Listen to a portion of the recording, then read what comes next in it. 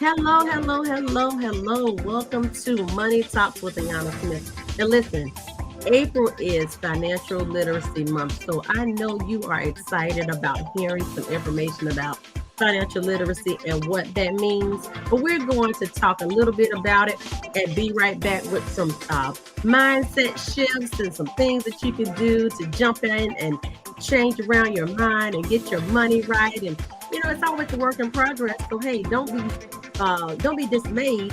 And if you're doing well, let's just lift up and go even higher. So we'll be right back in just a few moments.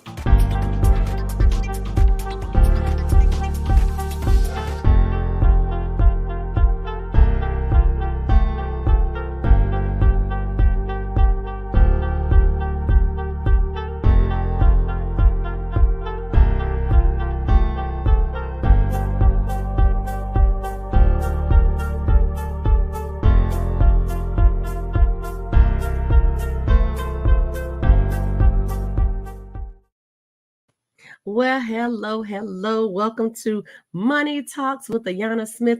And I am your host, Ayanna Smith. And for those who don't know me, I help people make and save money. I love to help that professional woman who is in between her personal and, of course, the business side of things, that entrepreneurial spirit that many of us have. And we're creatives and we have multiple things that we're doing, but we need to make sure that in the midst of us doing those things, that we have a plan to cover those things. And ultimately, the main entity to cover is who? You, us, me. We have to cover ourselves to make sure that we are properly protected if we become sick, if we can't take care of ourselves, and ultimately, if we pass away, we want to make sure everybody else in our care is covered. So we want to make sure that we're all protected. So I am again Ayanna Smith, and I am just excited to be here to talk a little bit about Financial Literacy Month. That's April. And of course, I always say that every month is Financial Literacy Month because whatever we are illiterate upon, we need to know more about. We need to get that honed in, tuned up, tightened up, and all that. So it's never too much to learn, and never too late to grow. So that's the thing. And then, of course, we know that the mantra for Money Talks here is money is always talking, even if we aren't talking about it. But we're going to talk about it. We are talking about it, and we will continue to talk about it. So to jump right in, this is not going to be a great, long show. Please make sure that you like, comment, share, repost, hit the replay. Let me know that this is a replay if that is one. And I'm just excited to share a few nuggets talking about the Financial Literacy Month and what that means and how we're going to get things started. So one thing I looked at, and one thing that I love to monitor and watch and grow as I get these notes going, we want to look at chat. Let's see, what is Financial Literacy Month? And of course, we know April is Financial Literacy Month, and that's the time that we are going to talk about the just building our aptitude, building our business acumen, and making sure that we are doing what we need to do as far as being financially fit, financially free, financially secure, and just building over and over. So as we look in a little bit, let's get to some of the different things that we're going to talk about. Talking about our financial literacy and some of the things that we're going to look at. I would say it's not that we don't know. I think we just need a refreshed mindset. So we're talking about our financial goals and everything. Some of the first things that we probably can start out, just a few topics that we can delve into. And please make sure if you have some topics, let me say this, if you have some topics that you would like for me to talk about, please send me a message or put them in the comments here. But we're just going to look at the basics, some of the basic things that we need to focus on as we are talking about building our wealth and making sure that we have the things that we need. And speaking of building our wealth, you know that how could I forget to show you the little book, show you my big book, Building Wealth. Of course, it is available, and I'll put the link in the comments where you can get your personally signed copy on Building Wealth. But it talks about life insurance and talks about building business credit and talks about the mindset, building on your just your add and subtract and divide, and really thinking about how you're going to sometimes have to add in life. You have to subtract some things, you have to divide some things, and multiply so that you can multiply some things. And this is starting out, of course, here with that in April. It brings us to April is Financial Literacy Month, and we're going to engage on a few things. So let's think about the basics. When we think about the basics, what are some of the things we consider, and what are some of the things that we want to know about, and what are some things we think we need to know about? I would start with probably maybe budgeting, because budgeting, although it is not something that I lead out with, it is something that is very important, because when I do talk to people about life insurance and making sure they have what they need, the main thing that we want to look at is what's in your budget. What are the things that you can afford? How much can you afford? And what can you move around to make sure that what you need in coverage and protection, if you get too sick, live too long, pass away too soon, that everything is in order. So we're looking at the basics of saving, but we're looking at also the basics of saving through our wonderful friend called life insurance. Now, I will tell you that life insurance is going to be your best friend if you qualify for it, because the longevity of it, that's where you really get your mileage in building up and saving along with your current employer's plan. So if you are employee, a W-2er, I like to say, or a 1099er, or your contractor or what have you, if you have that 401k or 403b, 457 in place, you can contribute. I was reading up, it said you can contribute up to, in 2024, up to $23,000 a year. But if you are 50 and over, you can do an additional contribution of $7,500, which of course will take you over, into the $30,000 range. Make sure that if you're doing that, that you have someone that's going to monitor it, and that they're helping you to maximize the money that you're placing. Now, here's the thing. If you are in a situation where your job matches your money, take the free money. But then anything above that, I would say, look at alternate ways to invest or position your money, because if and when the stock market goes down, because you will lose money, there's just no way around not losing money in the stock market, but you will gain as well, as long as you have your monies in the proper stocks and all that. But just know you are going to lose. So there's no way around that. That's just the design of it. It's just how much we will lose is the thing. And of course, the stock market takes ebbs and flows, mean ups and downs, and that means money will go up and down. Yes, some people have to stomach it, put a piece of butter on top and make it smooth out and say, well, I can't miss the money I never had. Right, you can't miss the money you never had, but you can't get back the time that you've already spent and that you've already worked. So thinking about people who are coming out retiring, thinking they're going to bank on having XYZ amount of money, and to see thousands of dollars just plummet and leave and never come back. You can't work another 40 years on that same job to get you back to where you are. Because here's the thing. If the stock market goes down, it's going to take it 100% or more to take it back up, just to make it zero. So you cannot get the money back. Although you continue working forward, you will make some more gains, yes. But be very cognizant of where you place your money. And if you have someone who can monitor where that money goes and move it around if they can, then that gets you into, well, then what are the, what we say, load, no load, and all that. How much are you going to have to make sure that their portion is, to monitor that. And if you're good with making sure that you pay somebody to watch your money so that you can make sure it's growing safely, then let that be your portion and go that route. But I would say any money over what your employer is matching, divert that money if you want to allocate and save more into what I like to say. Some people will tell you too. Also, you can go the IRA and Roth IRA and all that route.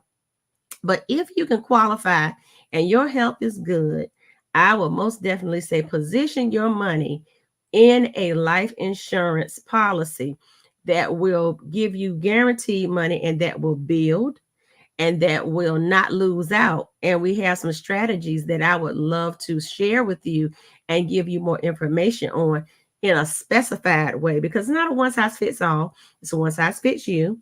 And look at your situation, and then that goes into the budgeting piece that I say we want to start out with, looking at what's in our budget, what we have going in, coming out, what can we reallocate, because sometimes we can pay a debt down and that will free up money, because that's a raise. Sometimes people say, well, how can I get a raise? Well, you can get a raise by paying a debt off or paying it down, because then that's more money that can be back into your budget and not coming out every week or every other week or every month, however you get paid or however your money comes into your bank account. So if you can pay a bill off, then that's interest saved, especially if it's a credit card. If you can pay ahead, also, if you can pay ahead 2 to 3 months on your light bill and water bill, gas bill, even whether it's your natural gas in your home or projecting gas that you drive around in your car, if you can project those things out 2 to 3 months ahead, that helps you to reallocate and put some things aside, because you're like, if I can put some money on and make a credit onto my accounts, then I can focus on some other stuff in between time and keep everything trailing and flowing in that way. So first thing we want to do is look at a budget. And then after we look at that budget, we want to look at, making sure we tackle those expenses. And then we, in the tackling of expenses, set financial goals. So in paying off certain bills, that could be a goal. You say, okay, I'm going to look at sometimes I like to say we look at the interest rates that's the highest and tackle that. Or some people like to say, well, let me tackle the lower balances and just get that out the way and then eat up the ones with the higher balance. Whatever you're going to see is going to work for you. That is what you do. And like I said, we can consult and talk about that and even look at some things on what's going to be the best direction for you, because sometimes you need that in the budgeting, but then sometimes you may also need to couple it with, and I have people that I connect with, and I like to say are teammates that deal in the credit side. And so if your goal, like I said, set your financial goals. If it is to say, I'm going to pay off this credit card so that I can then purchase XYZ, or start saving for a down payment on a home, or some closing costs or what have you, or some things for my home, because sometimes we can work with certain programs that will help us to start out in getting a home and grants and things of that nature. So we can just take that money that we're saving and buy some appliances or whatever, or help to save on some of the interest or whatever in our final overall, bank mortgage. So it's just many things that we can do. But then in the midst of that too, as we're paying off and looking at that budgeting, we then can look at building our emergency savings. And that's going to look a little different for some people, because some gurus rule and lend a rule of thumb of having 3 to 6 months of your income saved up. What it's going to take goes back to the budgeting. What does it take to run your household every month? What goes out? Without a doubt, what is going to go out? You have your bills that are locked in. And these are some things that I do when I sit down and talk to people for a consultation. We'll walk through and talk about what are the things that are locked. How much you pay. If you pay $50 a month on something, that is $50 a month. But then you have your bills that fluctuate, like your light bills, like your gas bills. like a water bill. They may fluctuate. You may know generally how much that bill will be, but you know it does have a tendency to go up or down, sometimes depending on the season. And so you just have to kind of flex out how that looks. That's why sometimes people do elect, if they can, to go on a budget plan with their light bill or what have you, because they take the average of what you paid pretty much for that year and then divide it up by 12 and then say this is how much you're going to pay per month. And so some months basically you're paying more than what your bill might be, or you may be paying less, but it's to balance out so that you can have consistency on your budget sheet and on your line items, and you know what's going in and coming out. And if that's the type of person you are, and that you need to mentally flex that muscle and saying, I know that the bills are XYZ and I'm very calculated with it and buy it, then that's what you do. And then you get it done like that. And then, like I said, go into looking at your emergency savings. We're just talking about basics, just some of the basic things, getting that budget together, looking at how that looks. What do you have in your 401k, 403bs, 457s, TSPs? What's there? How much more can you contribute? How much should you pull back from contributing and reallocating, redirecting your money? How much more should you put in if you're 50 and above, needing to catch up? Do you see yourself working, if you're 50, do you see yourself working 15 more years to, and then aggressively funding and catching up? Is it going to make sense to look at possibly setting up an annuity? Because sometimes the older we get, it may be better to position our money in an annuity. So we can talk about that. There's some annuities that you can put a lump sum in and then pay monthly until you get to a certain amount. There are different styles and different methods to managing your personal finances, and then that helps you to build onward and upward if you are looking at business budgeting and business credit and different things like that. How can we bring it all together? And of course, looking at the next thing, because we're gonna move through this one kind of quickly today. Move through this kind of quickly. You're gonna look at next some other things after you build that, get that budgeting basics in order. Then two, you want to look at building emergency savings. Then if your goal is to purchase your dream car or your dream home or your first home or whatever in between, then we have to look at understanding our credit scores and knowing the influence that the credit scores play on what we can purchase, what we cannot purchase, how much we can be lended or not. And then looking at the strategies to improve. That's why I said earlier in the show that I have friends that specialize in that and helping people build up their credit. And then they show you how to do it so that you can raise up your own scores and know what you're doing on your own, and you can be navigated through that. They'll help you on the DIY side, the do it yourself side, and they can help, come alongside you and coach you through it. So that's something you need. Please let me know, because I will put you in contact with them to make sure that you are getting everything that you need. And then, of course, we want to continue to move forward with not only looking at the life insurance as a strategy of building our money, but that investing. Are there some optional things that we can do? As we've been talking about the whole time, this is where we're kind of sitting when we look at what what can we do to build up. You cannot go wrong with making sure, let's just recap a minute. You can't go wrong making sure your budget is in order by knowing what's going in, coming out, by knowing, keeping a handle on. Also, if not on the 401ks, 403bs, and 457s, do you own any properties? Of course, we want to look at the home ownership, but do you own any properties? Are you gaining any money from the properties that you are owning? Do you have rental properties? All those things come into play when you're talking about, that financial literacy piece and making sure, how can I maximize on it? How can I make things work for me? And then even looking at the next thing, taxation. So let's talk about the taxation really quickly before we head to our descent. When we're looking at taxation, And it does play closely into our literacy. So I'm just doing the opening because we have a different bunch of different topics we're going to get into this month.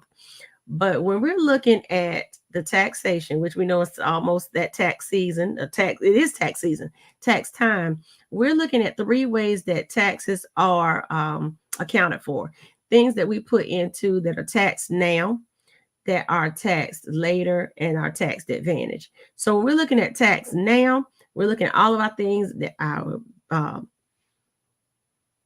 things that fall into our checking accounts, savings accounts, all of that. They are your taxable things like right now.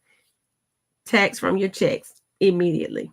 Tax later would be your savings as far as your 403B, 457s, TSPs, your traditional IRAs. Those are going to be taxed later. And meaning that you put the money in on the front end, just taken out of your check. And then on the back end, when you start wanting to get income payments from them, then that's when you will get the tax hit. Yeah, that's when they will say it's income and you will get the taxation. Same thing, kind of similar with the stock market. If you make any capital gains, then the capital gains you will be taxed on because it is like you made income. So anything that comes in is taxed.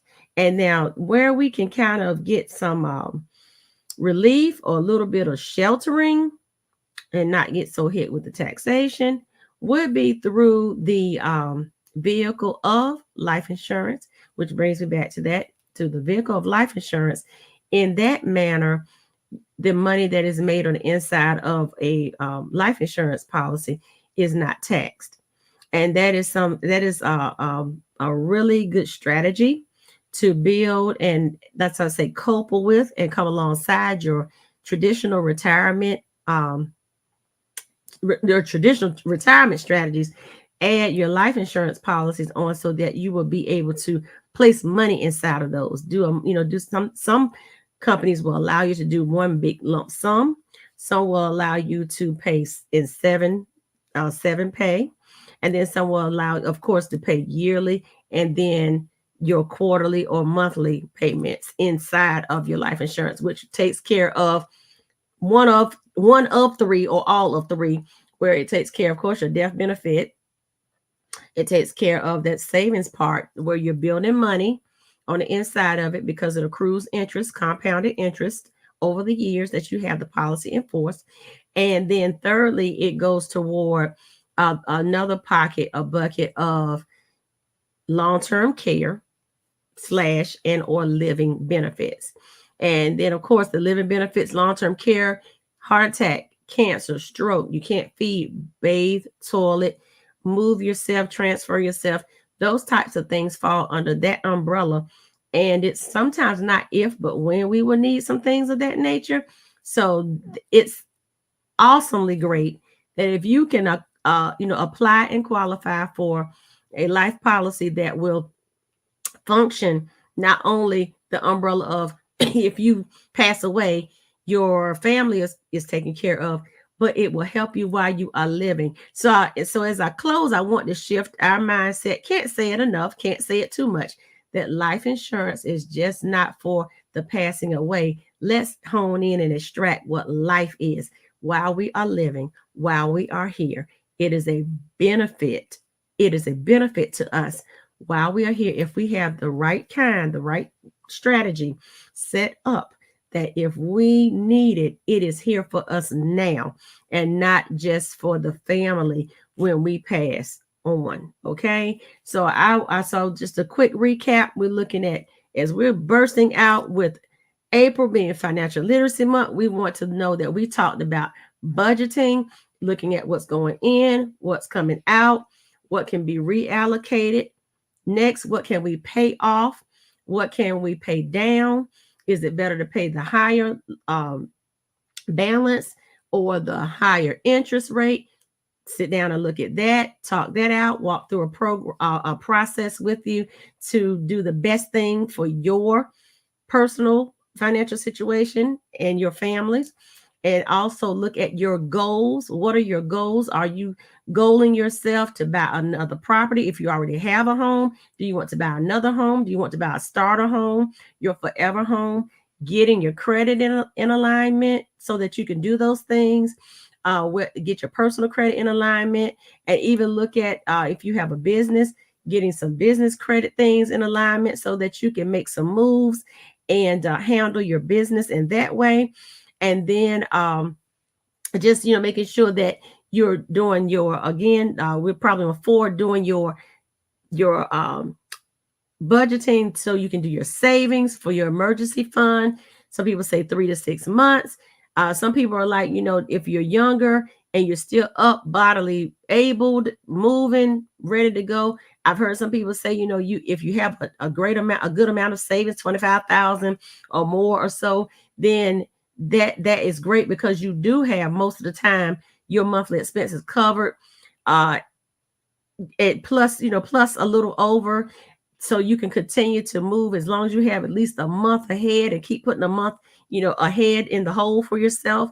That's a good rule of thumb.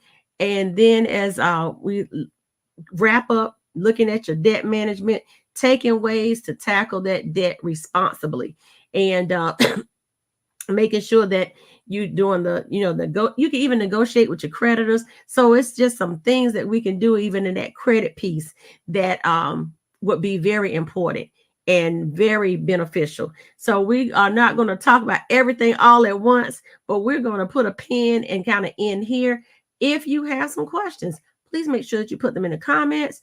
If you need to reach out to me, go to askayanna.com that you already see on the screen, that will allow you to get to all of my social media, but will allow you to get to my calendar so that we can make a complimentary consultation and talk, and go forward from there. You will see other things that I have going on. Make sure that you connect with me as well on my YouTube channel. And on the YouTube channel, it is subscribing there at the Ayanna Smith. Yes, also please subscribe. Yep. And then also on Instagram, Ask Ayanna _Financial Pro, and Facebook at Ask for Ayanna. And of course, you're probably watching me and listening from Facebook, YouTube, and LinkedIn. I'd be more than happy to also schedule not only a time personally for you, but I am available to speak at civic, corporate, and family events, to share some of the things that we're talking about, even though we did a broad scale on this particular broadcast, on the different things that we are kind of looking at as we're jumping out and leaping into April being Financial Literacy Month. We have so many topics that we can discuss and talk about, but I am open and available and have been booked for some events that are upcoming. So be on the lookout, of course, for weekly shows here on these channels. Make sure that if you are also, I'm looking for guests. We have guests in the financial space, or people who have a financial story. I always say people have a financial story and they have it to tell. So it's really up to you. Everybody has a money story. So we're here to talk about how you got your business started, how you're sustaining it and maintaining it, and how you're helping others to do the same. So that's what we're all about. So remember, contact me there, askayanna.com. And as we go on our descent, remember this, that money is always talking, even if we aren't talking about it. This is Ayanna Smith, your financial professional and life insurance broker.